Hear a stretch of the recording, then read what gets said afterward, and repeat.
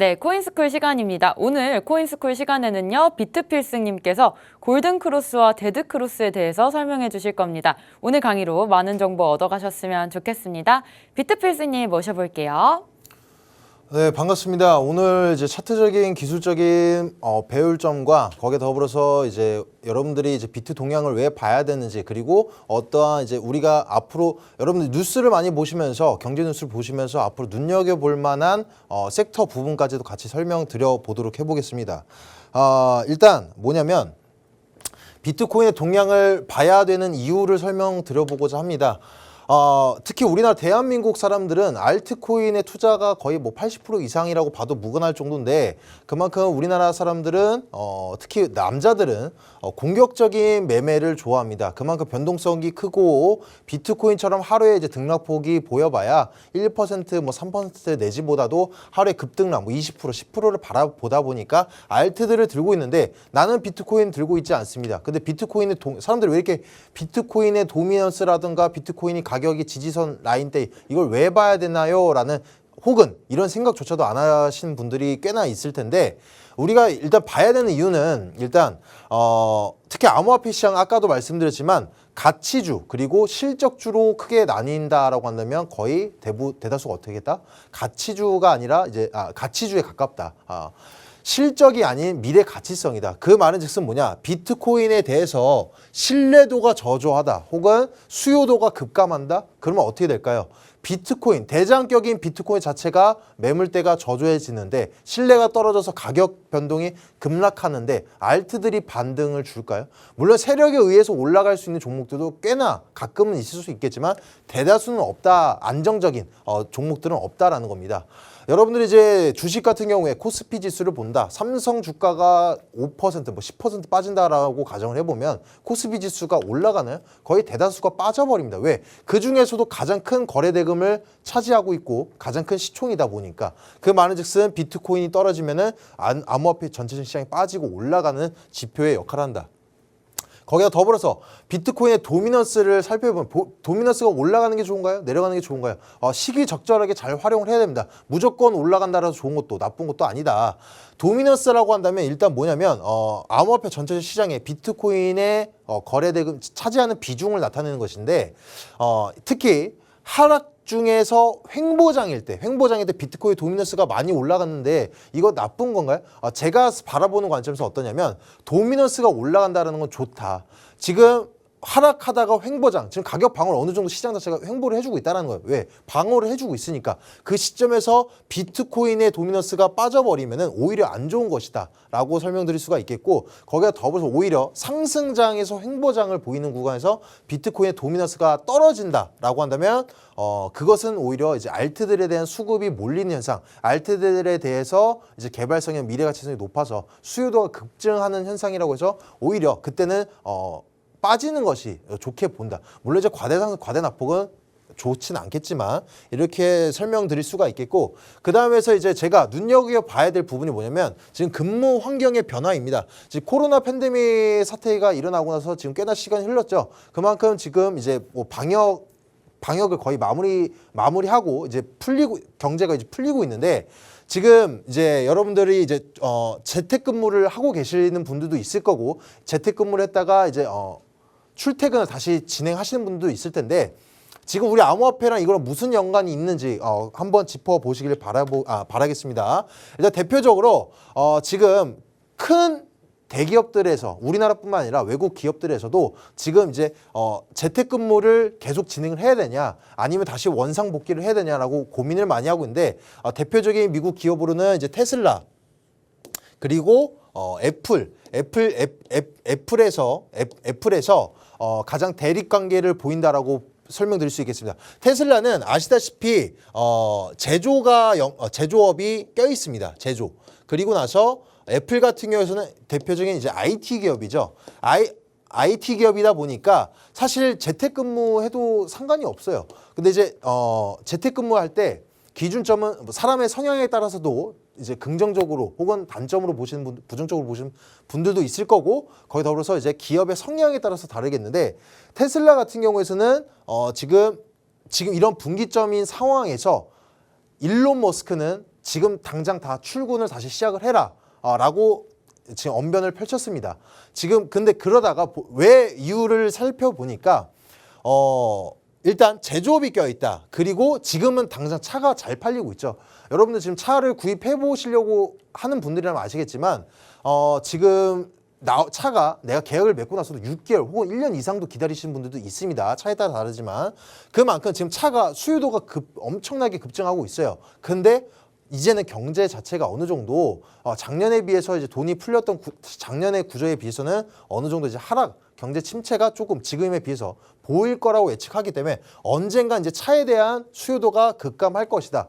그러면은 테슬라 입장에서는 언젠가는 구조조정까지도 이어질 수가 있다라는 겁니다. 그래서 정규직보다는 비정규직을 높인다. 그 말은 즉슨 나중에 문제가 생겼을 때 자르기 쉽다라는 얘기도 있겠죠. 그리고 나서 자신의 회사에 대해서 이제 조금 애사심이 없는 애들은 한번 솎아내겠다 이런 것도 있어요. 근데 이제 단점 같은 경우는 뭐가 있냐면 단점 같은 경우에서는 그러니까 인재들이 많은 기업들에서 나간다. 그리고 인재들과 요새는 이제 MZ 세대라고 하는데 이제 기존과는 10년 전과는 다르게 지금은 인력난에 취해져 있는 상황이다. 그 말은 즉슨 뭐냐?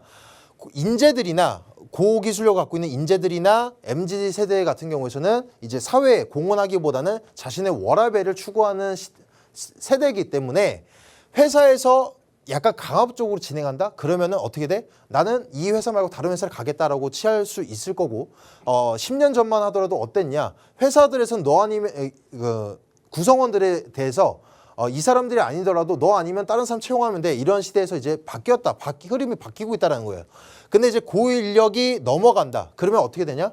테슬라에서 만약에 애플로 넘어가면은 여기 있던 기술력이 애플에서 뺏길 가능성이 있겠죠. 그만큼 경쟁력에 관해서 기업의 경쟁력이 낮아질 수밖에 없는 구조이다. 그래서 단순히 집에서 일을 하냐, 회사 출근해서 일을 하냐 이 정도가 아니라 이렇게까지 연결고리 지점이 있다라는 겁니다.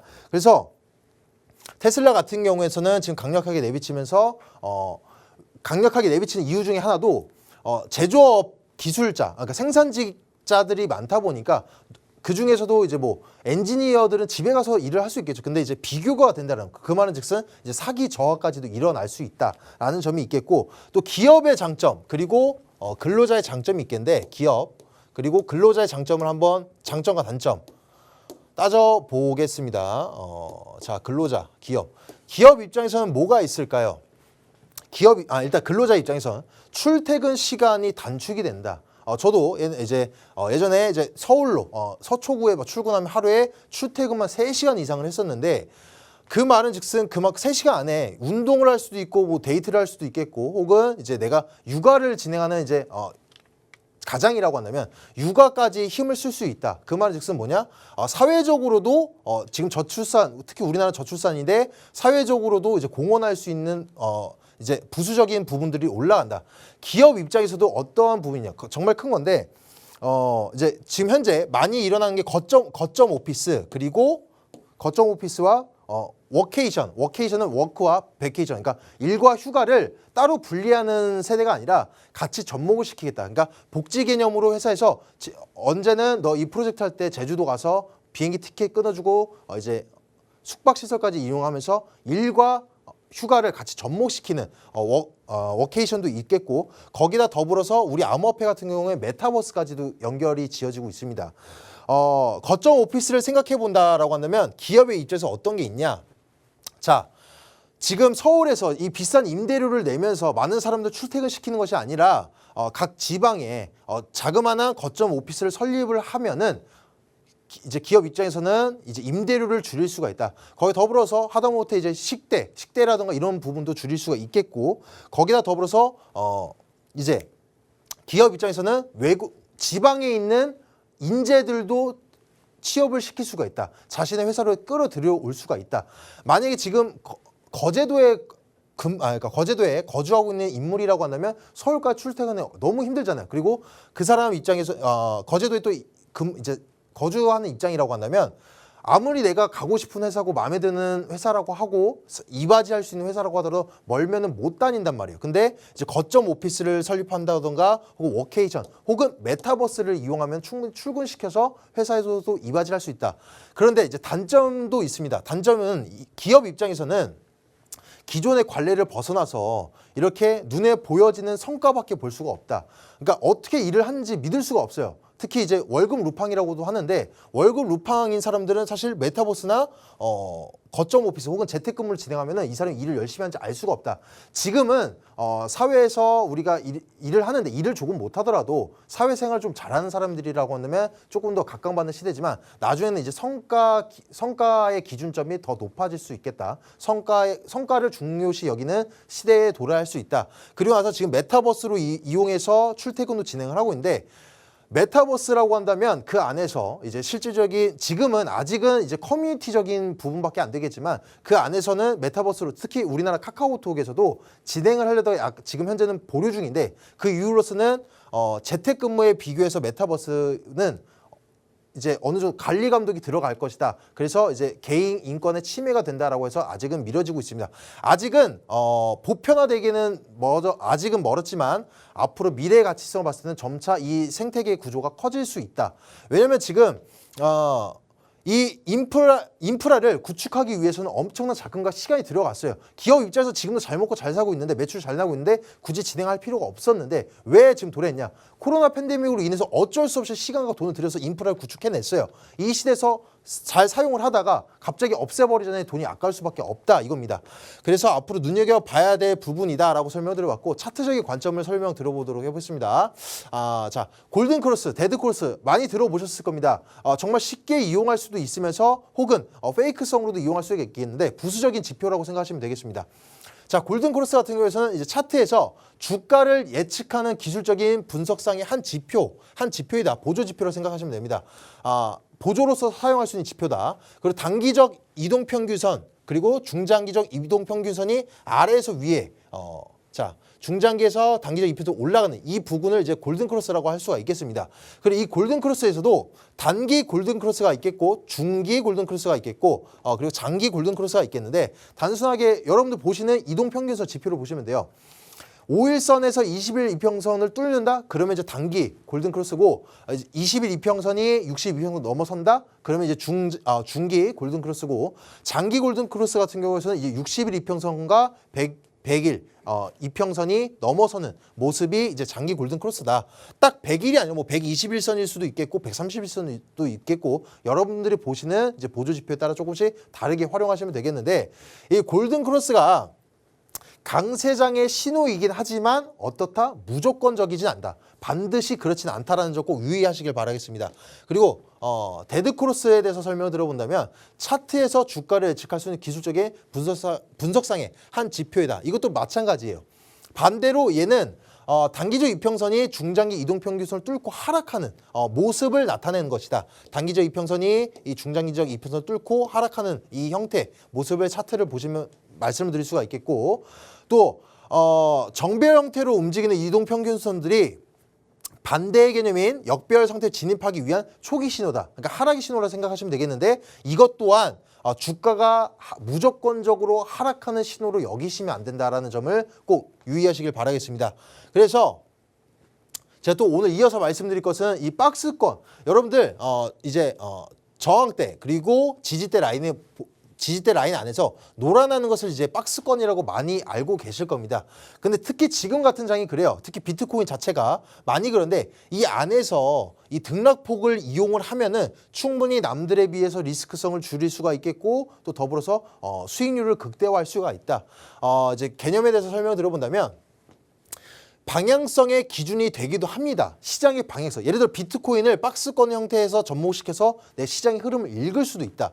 그리고 긍정적인 의미로는 주가가 안정적으로 해석이 가능하겠지만 부정적인 입장으로 해석을 해본다면 지금 매수 유입이 저조하다. 어떠한 이제 새로운 큰 상승을 도래할 수가 있게는 좀 시간이 걸리겠다라고 해석이 가능하겠습니다. 그래서 제가 박스권 매매에 대해서도 오늘 설명을 드려보고자 합니다. 박스권 매매, 박스권이다라고 해서 그냥 넘어가시는 것이 아니라 매매로 활용을 하실 수 있다. 단타 및 스윙 매매하기에 최적화되어 있는 것이 바로 박스권 매매이다. 그리고 비교적 안정적 매매가 가능하다라고 설명드릴 수가 있겠는데, 방금 말씀드렸던 골든 크로스와 뭐 데드 크로스를 이용할 수도 있겠고, 혹은 이제 특히 단타 관점이 되겠죠. 단타 및 스윙이 되겠습니다. 이 안에서 뭐 일주일 정도의 행보세가 될지, 혹은 하루 선상, 혹은 이틀, 3일 선상의 단타적인 부분이 될 수 있겠지만, 이 안에서 내가 만약에 박스권, 예를 들어서 상단치에 다다랐는데 지속적으로 매물대가 동반되지 않았어요. 매물대 자체가 현저히 차이가 나는 매물대가 확인되는 시점에서 저항대, 박스권의 상단치를 돌파한다? 그러면 돌파하는 시점에서 우리가 또 노려볼 수도 있겠지만, 반대로 매물대가 그냥 비슷한 시점에서 계속 흘러가고 있다. 그 상단치에 부근했을 때는 매수 진입을 우리가 안 하겠죠. 안정적으로 진행할 수 있다. 여기서 진행하기보다는 조정세가 다시 나올 때, 그때에서 매수 타점을 노려보시겠죠. 만약 이때 시점이라고 한다면 아마 대부분의 알트코인들 자체가 엄청난 가격적인 상승을 일으켰을 겁니다. 물론 매물대가 동반이 안 됐을 시에 말씀을 드려보는 거고, 네, 그리고 이어서 이제 골든크로스의 실질적인 차트 지표를 가지고 와봤는데, 여기서 보시면 지지부진한 모습이 확인이 가능하시겠습니다. 물론 이제 매물대를 배제하고 먼저 설명을 드려본다면, 여기서 중장기적, 단기적 이평선, 이동평균선들이 응집해 있다가 단기적 이 보라색 자체가 뚫어주는 지점에서 매물대까지 동반이 됐다? 그러면은 어떻게 된다? 우리는 충분히 단타성으로도 접근을 해보면서 수익률을 낼 수가 있겠다. 올라간다. 얘 올라간 것 같은데 지금 매수를 해도 되냐 안 되냐, 그냥 투기성으로 접근하거나 마냥 놓쳐버리는 것이 아니라 이 매물대까지 동반되는 모습까지 확인이 된다라고 한다면 매물대 동반에 이날 하루 안에서만이라도 스캘핑 관점으로 이용할 수 있다라는 설명을 들어볼 수가 있겠는데, 이어서 데드크로스나 박스권 매매에 대해서는 제가 오후 1시 반에 설명드리도록 하겠습니다. 네, 이렇게 오늘 강의에서 골든크로스와 또 데드크로스까지 보셨습니다. 좀 더 자세한 매매 방법과 또 차트 분석 저희가 오후 1시 반부터 이어가고 있는데요. 함께 하실 수 있는 방법 안내해 드리겠습니다. 네, 먼저 컴퓨터로 들어오실 분들은 박스경제TV 홈페이지에 들어오셔서 좌측 하단 보시면 투더골드문 배너가 있습니다. 배너를 클릭하시면 바로 전문가님들의 실시간 무료 방송을 함께 하실 수가 있고요. 또 핸드폰으로 함께하고 싶다라고 하시는 분들은 여러분들께서 매일 쓰고 계시는 투더골드문 녹색 창에 검색하셔서 상단 링크 통해서 들어오시면 됩니다. 저희가 오늘 준비한 소식은 여기까지고요. 잠시 후 오후 1시 반에 무료 방송 함께해 주시면 좋을 것 같습니다. 본 방송에서 제공하는 정보는 투자 판단의 참고 자료일 뿐이며 특정 자산 가치의 상승과 하락을 보장하지 않는다는 점 유의해 주시길 바라겠습니다. 저희는 다음 이 시간에 오겠습니다. 시청자 여러분 고맙습니다.